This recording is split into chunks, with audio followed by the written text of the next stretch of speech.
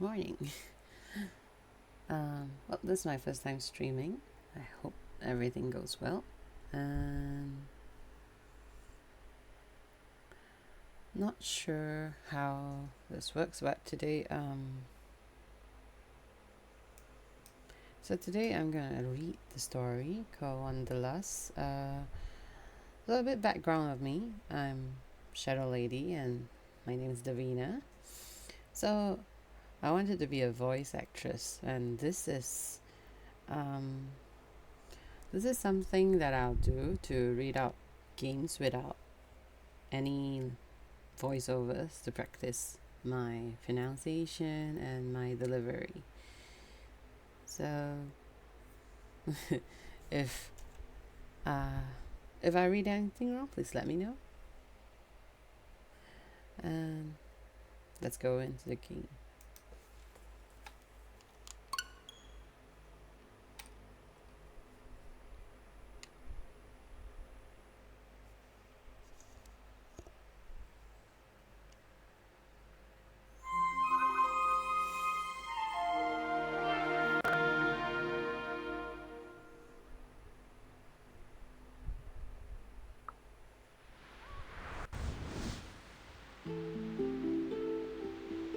Start a new story.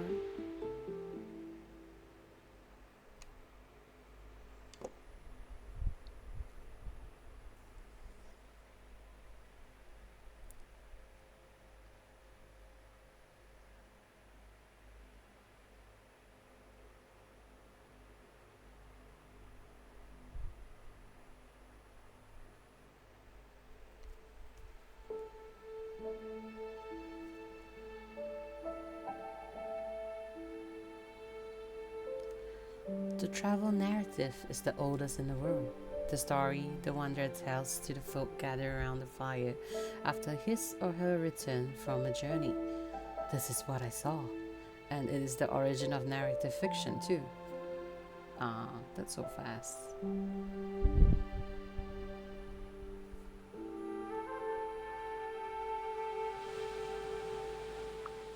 Easter Island, a small green dot in the middle of the Pacific.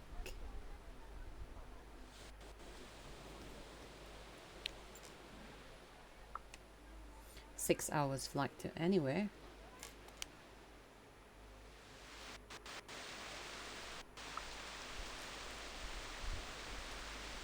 Hangaroa, a bar.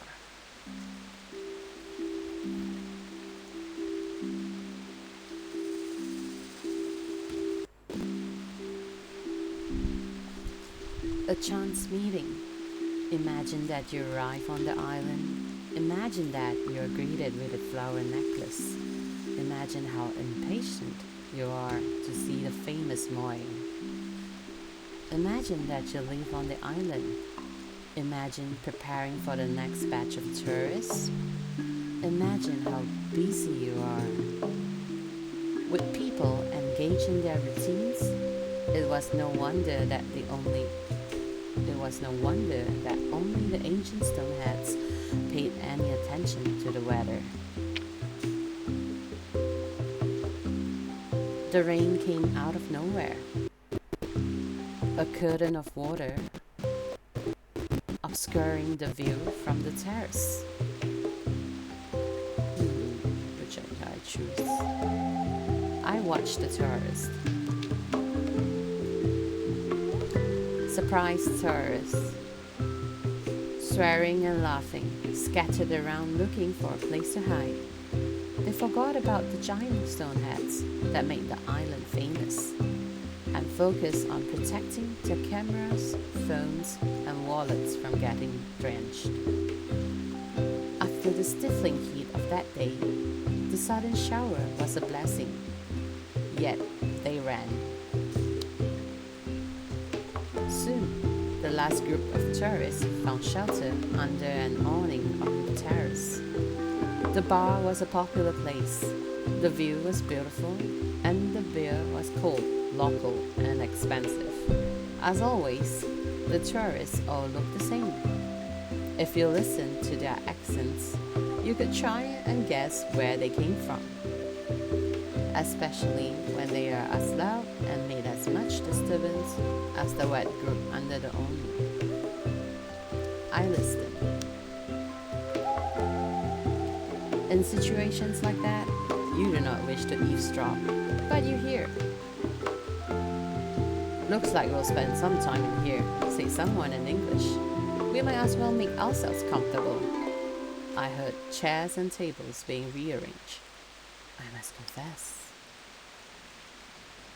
confess that I was observing them on purpose. Who were they? That is the question that's bugging you, isn't it? It was bugging me as well.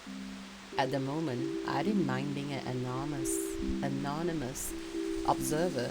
I was interested in their story. I already knew mine. They were all Europeans, still excited that they were on an island over 2,000 miles away from the nearest continent. At first, I thought it was a group of friends, but no. Their awkward body language revealed that they met for the first time. So, who are you all? Asked someone. I was also curious. That was the question, wasn't it? I don't know how about you, but I love listening to people, imagining who they are, trying to get under their skin, trying to understand what makes them tick, what scares that guy, what's that lady longing for, what do they regret. Most of the time, I am left with my musings, but sometimes, just sometimes, I get a peek behind the curtain, straight into someone's soul. I always pick one person, making them the protagonists of my imagined stories. When I try to focus on too many people at once, there's no real connection. It all remains superficial, like I could only see the inside of my head.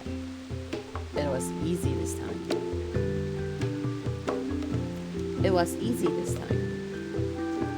One of them got my attention instantly. Was it the eyes?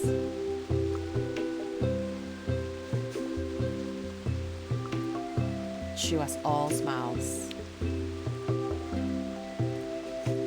She came in long before the rain started, ordered a beer and some snacks, smiling the whole time, and quickly found herself a table. She sat down and started tapping on her phone, looking around curiously from time to time. I knew the type.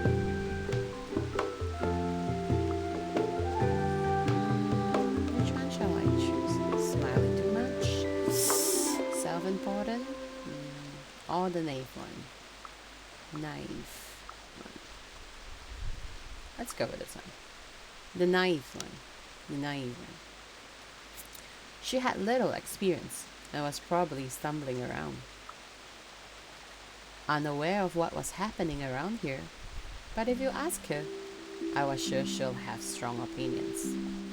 Then the others came.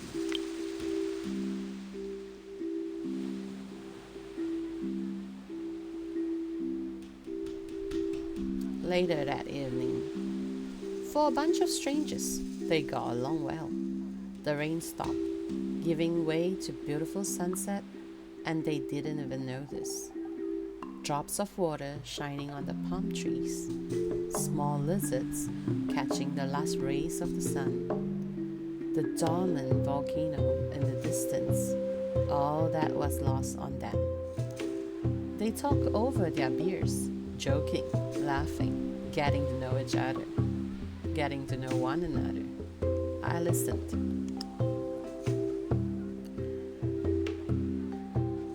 Look at us, 5 is quite a crowd, and on Rapa Nui, no less, the young woman said, grinning.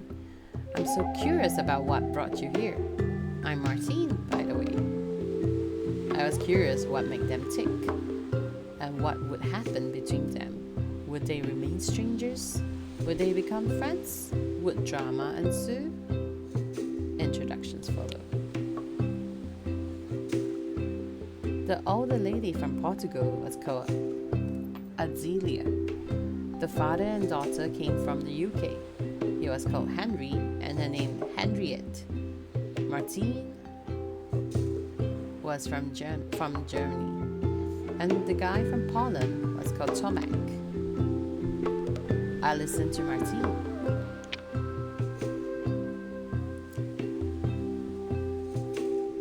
I listened to them, more and more curious if I chosen the right person. I just wanted to escape as far away as I could. And whom I met? People from Europe. Martine laughed.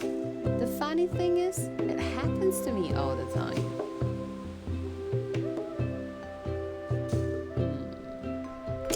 What shall I choose? So she traveled on. She was young, and yet seemed to have traveled a lot. I started imagining all the awkward and funny situations that she must have been through. Time would tell what kind of person she really was. They talk about how small Rapa Nui seemed from the plane and how big it was when you walk. Compact notes on the accommodation all stayed in Hangaroa, as it was the only town on the island, and planned their sightseeing. But who are you all? Martine asked. Martine asked her a few beers later. What are your stories? Oh, I love a good story, but I'm not sure if we've got enough time for everyone to tell one. One of the others answered. One night won't be enough. Well, are any of you leaving tomorrow? I know I'm not, Martine said. Let's spend the next few days together. See the island? I'm sure we can find a guide here and tell each other our stories. They agreed. They all agreed. Let's pick a team, Martine said and made a dramatic pause. I was all ears. And smiled when she asked, what was the journey that changed you most? I wonder why they assumed that you needed a journey to change. Next chapter.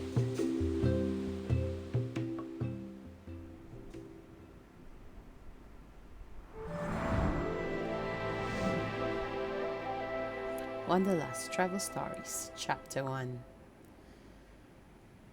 The Essential Gap Year, Martine, Thailand. Martine's story. 5 hours. Okay.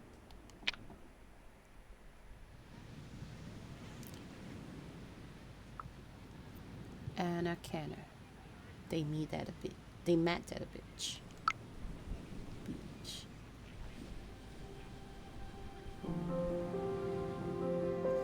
White sand, blue ocean. If they hadn't been on the beach, they'll have called the sun merciless. The way things were, though, only one word could do justice to the day. Beautiful.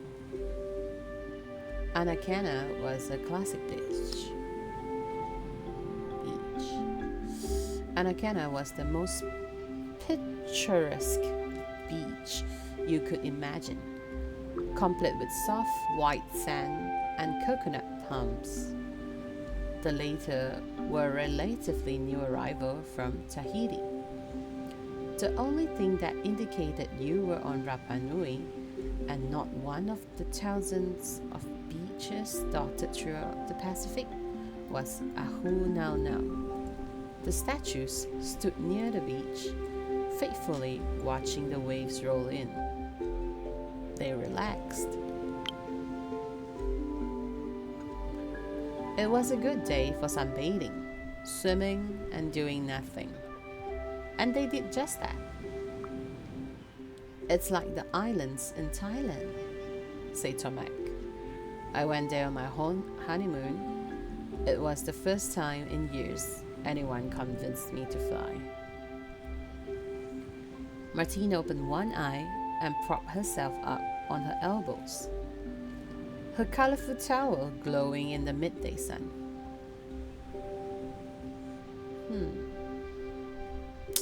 What would I choose? Nah, I wouldn't say that.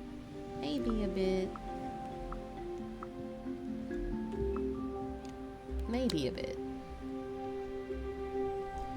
Maybe a bit, she said, a nostalgic smile on her face. I spent a year in Thailand. You know, it was my first big trip. Oh, Adelia looked at her, interested. I guess it's time for your story then.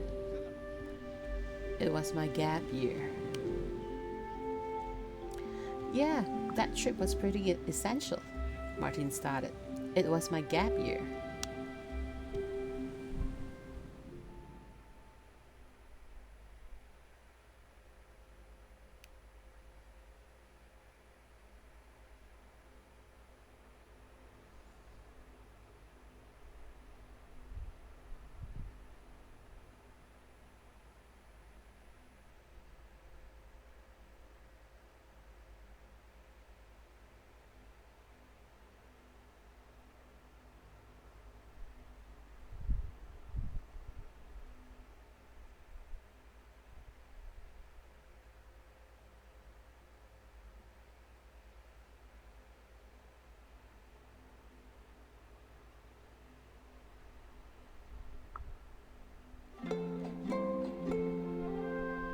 The essential gap year.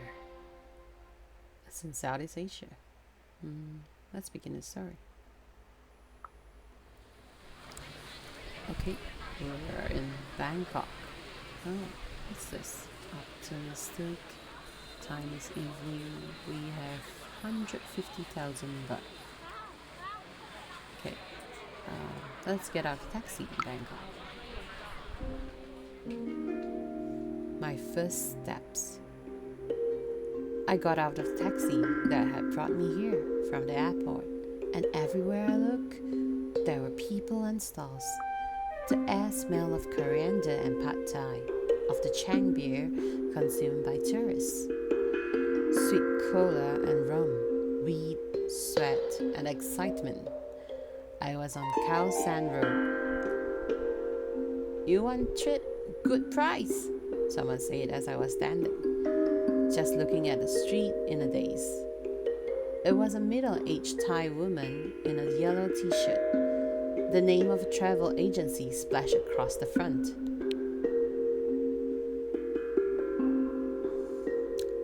Thank you, not now, I replied, but she was already showing me photos and talking about places to visit.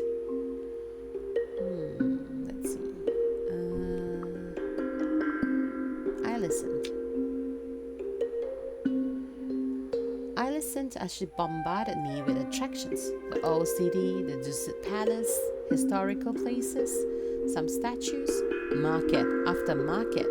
You want go? Trip start now, half price. I looked for an escape route.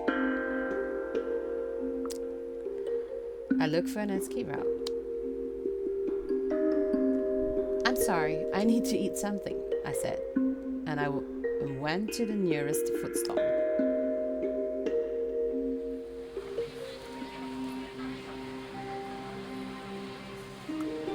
The meat in the heat.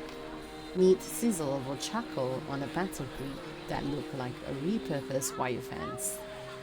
The vendor was in constant motion, impaling the morsels on sticks, flipping them, piling the ready ones on the table covered with banana leaves, then putting new meat into plastic buckets filled with bright orange marinade. The intense smells of the spices, fat, and smoke mixing together was overpowering.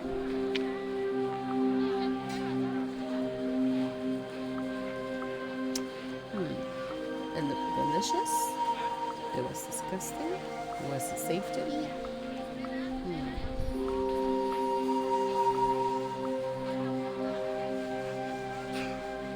It looked delicious. And I couldn't resist the temptation of original street food. chicken leg, pork, fish. I'll take the pork. I took pork. I took pork.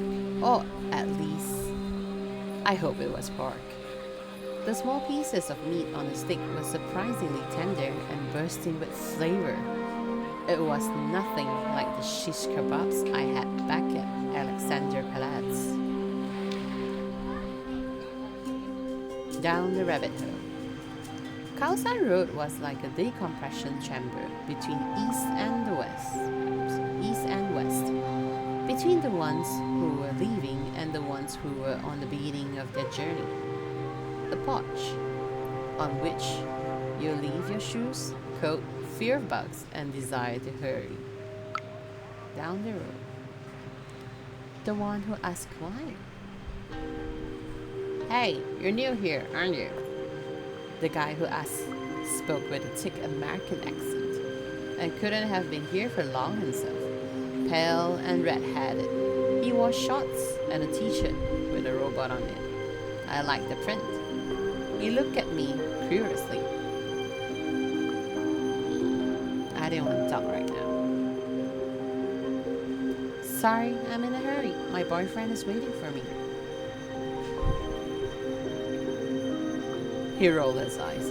Yeah, because if I talk to you, I'm obviously hitting on you. Go, see your authentic Thailand, or whatever.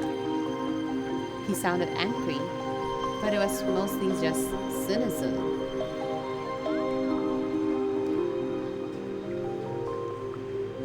What was his problem?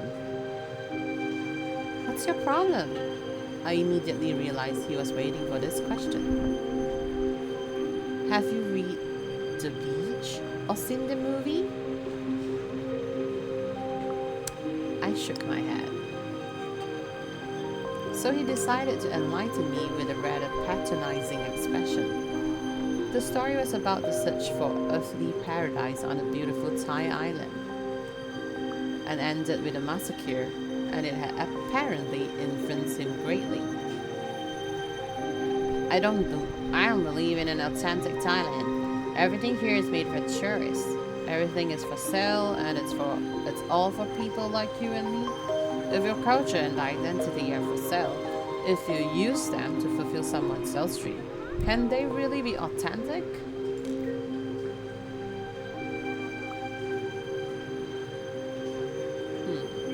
You can if you look close enough. Dreams are authentic. Dreams are authentic. Dreams are authentic. As a fashion graduate, I knew very well that making something for a show doesn't mean that it's fake. Maybe you should look more carefully at what these people wanted to show about themselves. I think you just really want to believe in your great Asian journey, he said.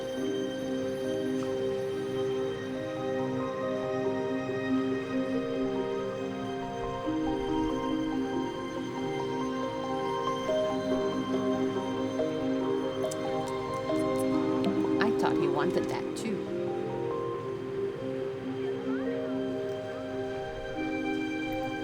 Just like you, I said, except that we both have a different great journey in mind. He cocked his head.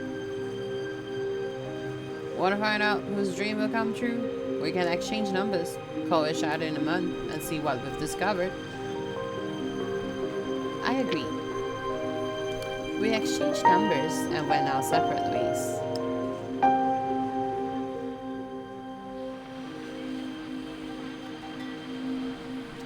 The road that went on and on. The crowd was like a river, and I went with its flow, from a souvenir booth to a pub, from a pub to a massage parlor, and sometimes from a massage parlor to crashing into another person's backpack. Walking down the street, I saw a mim. Do they still have a mim? Oh, mine, sorry. I saw a mime with... Wait. Sorry, let me break this. Mime in Bangkok? Interesting. Walking down the street, I saw a mime. A mim. Walking down the street, I saw a mime with intricate black and white body painting standing between the stalls. I took out my phone to take a photo, and that's when he moved. He lifted a sign, one photo, €1. I see. Huh. Shall I pay or shall I? It's quite an interesting scene though. You don't get to see mimes. Mimes. How do you actually read that?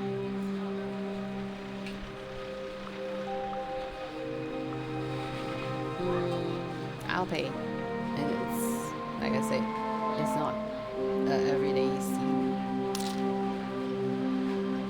I gave him the money, took a few photos, and went on my way.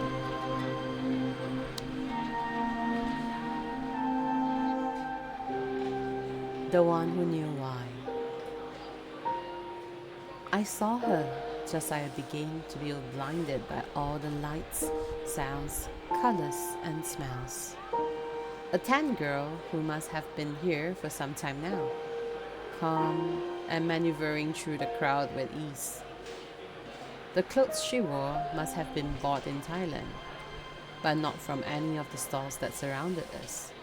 They were natural and probably handmade. On her wrist, a simple wooden bracelet danced as she walked.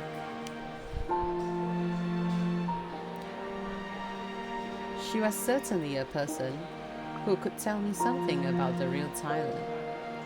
Back home, I would never just approach a stranger to ask them about their experience.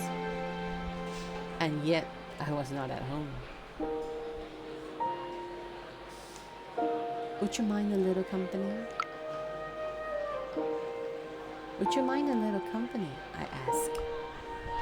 Not at all, she smiled. You're new here, right? It shows, huh? You're not tan yet, and well, I won't lie. There's this characteristic expression. She winked. I looked the same when I got here 6 months ago. 6 months? 6 months? That's a long time. Not that long, but maybe that's enough. She really seemed like my kind of person. That's why I asked a question that appeared in my mind the moment I saw her. Have you found it? So, have you found what you've been looking for here? She smiled enigmatically. No, not really. Oops. Not really, no. Actually, I found something completely different. I think that maybe I shouldn't have been looking for anything in the first place. But I don't really know. But tell me, what are you looking for? What have you brought with you?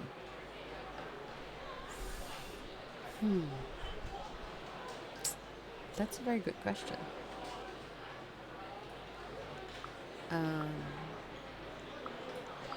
I'm trying to find myself. I've just finished studying fashion. I've just finished studying fashion in Germany, and I just didn't feel ready, you know. I'm not ready to start a normal, boring life yet. So I decided to go further than I've ever gone before and just see what happens. She laughed. That's the attitude. Well, if you're lucky, you'll lose more than you'll find. What? I didn't understand. You know, we all come here with these preconceptions. We come here because of them. Because we're convinced that we'll find something here that's missing back home. But if you really want to travel, you have to leave these beliefs behind as fast as possible. People here are not as different as most tourists want to believe. Good advice, but how? Okay, how do I do that? I asked. Well, you need to keep an open mind. She took a sip of beer and went on. She was of the opinion that people here could be as greedy and just as charitable as everyone else. Governments governments were ruthless. Institutionalized Buddhism was just as awful as any institutionalized religion, and so on.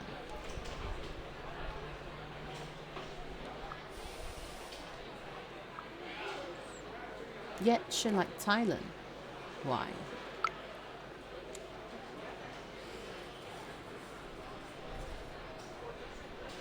Yet she seemed to like Thailand.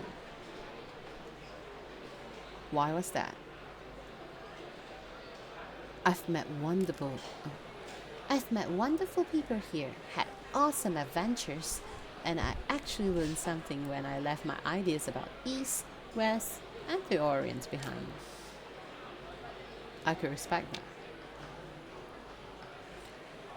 Maybe there was some wisdom in her words.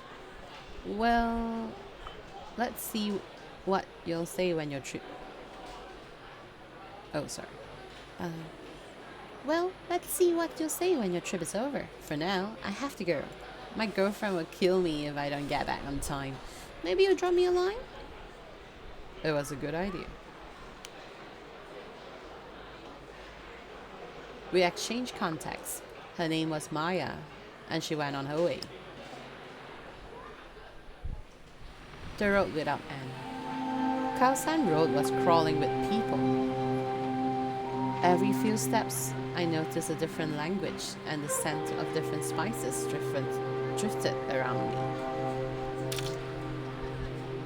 I stopped by a truck where a young Thai girl was selling fresh juice and asked for dragon fruit. The name alone convinced me. It looked like rose that someone had tried turning into a spear. When I bit into it, I saw it was white on the inside with small seeds that made me think of poppy seeds. I ate it. It had a mild taste that reminded me of kiwi. Nothing spectacular, and looked more like an adventure than it tasted. Huh. Pause for a while. I actually like dragon fruit. To me, it's nothing like kiwi. This kiwi is really, I don't know. The ones that I ate were sourish in nature, but dragon fruit is actually it has it has very mild taste to almost tasteless if you are used to like strong flavors. But I like it. Okay, let's back to the story. I was back on Khao San Road, the kingdom of flyers. It was high time to get a little information about the city. I chose one of the travel agencies that spotted both sides of the road, filled with photos, posters, and of course, tourists. There was a middle-aged Thai man behind the counter. His English was good, but he didn't even ask me how he could help and just flooded me with wave after wave of flyers, folders, and maps. Information about shopping, temples, cuisine, parties. Everything I could have wanted in Bangkok was literally within my reach. I looked at the ads. Looking at the colorful advertisements, I felt like my choice was also making a declaration and telling the man that what I really wanted to experience in his country.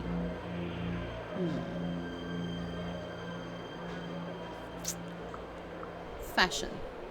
Since Martine's a fashion student, right?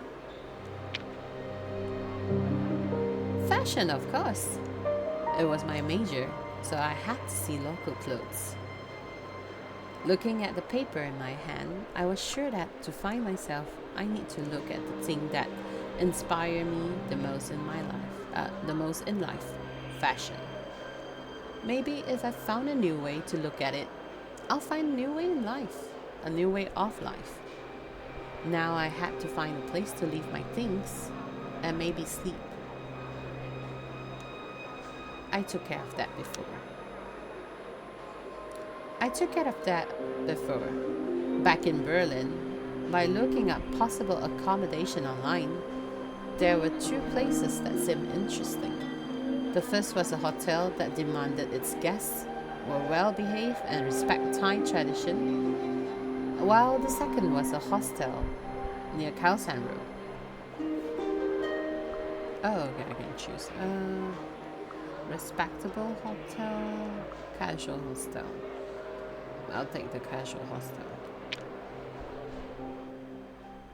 The place with no rules. On the photos, the hostel had looked nice and clean, but when I got there, I saw dun walls and filthy floors. The lobby was filled with people, laughing loudly and going in every direction. It looked pretty much like any other hostel in a big city. I smelled beer, weed, and sweat. Even the guy behind the counter had a bottle of Chang.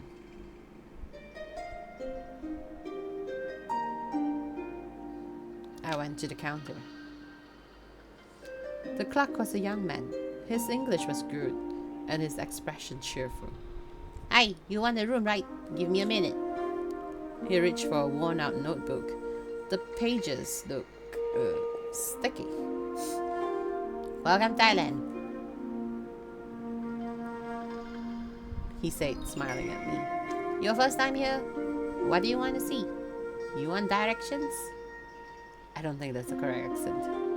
Let's stick with my normal one. He bombarded me with questions but didn't wait for the answers as he checked me in. I told him what I wanted to know. He nodded, then wrote something in his notebook and told me the price. I reached for my wallet. 2,120 baht for a night. Okay, that's actually pretty expensive, considered it's a hostel and that lousy.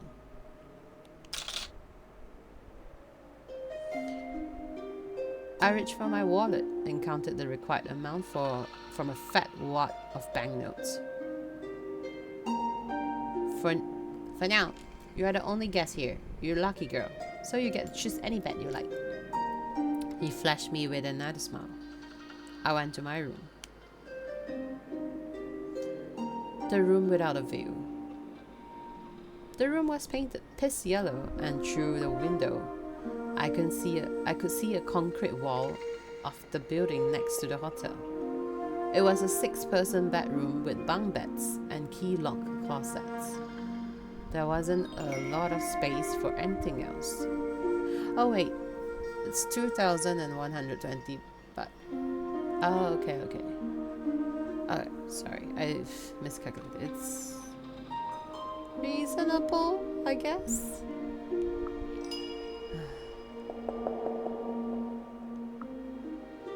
Let's see. Shall I go to the common room? I need to rest.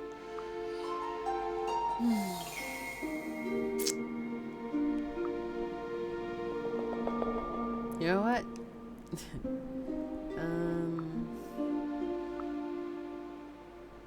Let's leave this for the next time. Yeah, it's almost 11. I need to get to work. Okay.